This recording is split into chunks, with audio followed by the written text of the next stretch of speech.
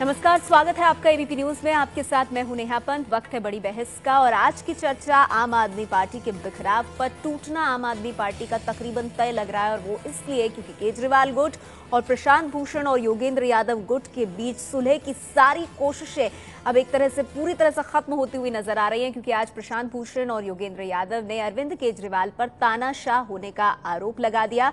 उधर आम आदमी पार्टी का जवाब आया। ये कहा गया कि इन दोनों नेताओं की सभी मांगों को सशर्त मान लिया गया है, लेकिन इसके बावजूद तनातनी बनी हुई है। आम आदमी पार्टी ने भी कहा है कि आखिरी वक्त तक कोशिश की गई इस पार्टी को एक करके रखने की, लेकिन नाकामी हाथ लगी। तो सवाल ये है कि आम आदमी पार्टी के इस बिखराव का जिम्मेदार कौन है?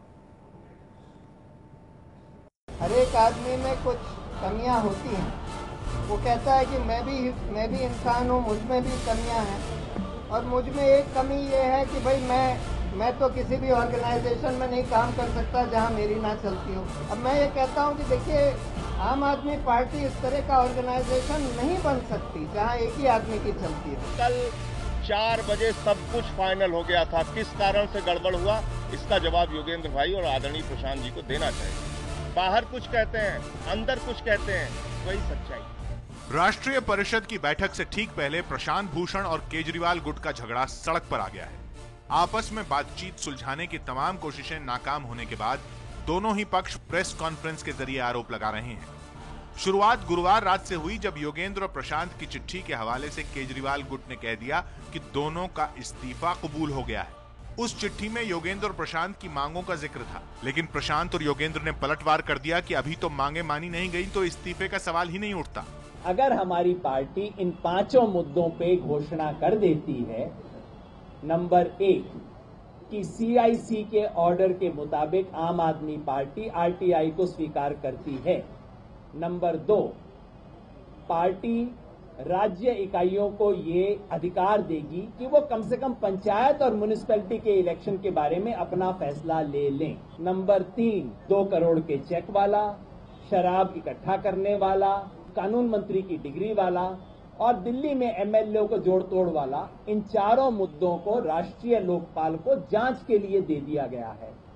और नंबर 4, बड़े फैसले पे वॉलंटियर का वोट हो, चाहे पार्टी उसकी बात माने या ना माने। और 5वां, नेशनल एग्जीक्यूटिव में जो इस वक्त 10-11 वैकेंसी हैं, उनको कल की राष्ट्रीय काउंसिल की मीटिंग में गुप्त मतदान के द्वारा भरा जाएगा।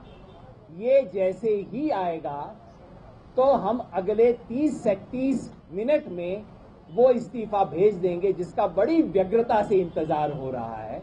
वो स्वीकार जरूर करें, लेकिन इस्तीफा हमारा आने दें, हम जरूर दे देंगे।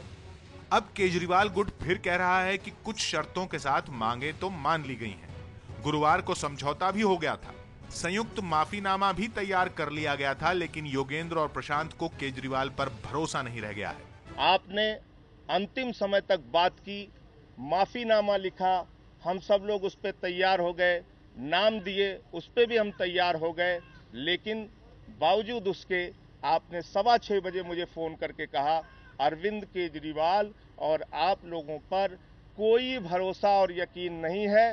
टीम केजरीवाल और टीम प्रशांत भूषण के बीच विवाद का असली मामला फंसा हुआ है राजेश गर्ग के ऑडियो स्टिंग की जांच पर, जिसमें अरविंद केजरीवाल हॉर्स ट्रेडिंग की बात करते हुए पाए जा रहे हैं।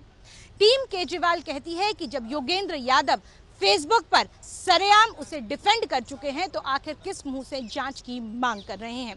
वहीं टीम प्रशांत भूषण कह रही है कि आंतरिक लोकपाल से इस पूरे मसले की जांच कराने से टीम केजरीवाल को परहेज क्यों है? क्या उनके मुख्यमंत्री पद और संयोजक पद पर उस जांच से खतरा मंडराएगा? केजरीवाल गुट ने दावा किया है कि योगेंद्र की लिखी लिस्ट है, जिसमें राष्ट्रीय कार्यकारिणी में शामिल करने के लिए नेताओं के नाम दिए गए हैं। बाहर कहते हैं कि राष्ट्रीय परिषद जो है वो राष्ट्रीय कार्यकारिणी के सदस्यों का इलेक्शन करे सीक्रेट बैलेट से, और अंदर 10 नाम देके कह रहे हैं कि इनको नॉमिनेट कर दिया जाए।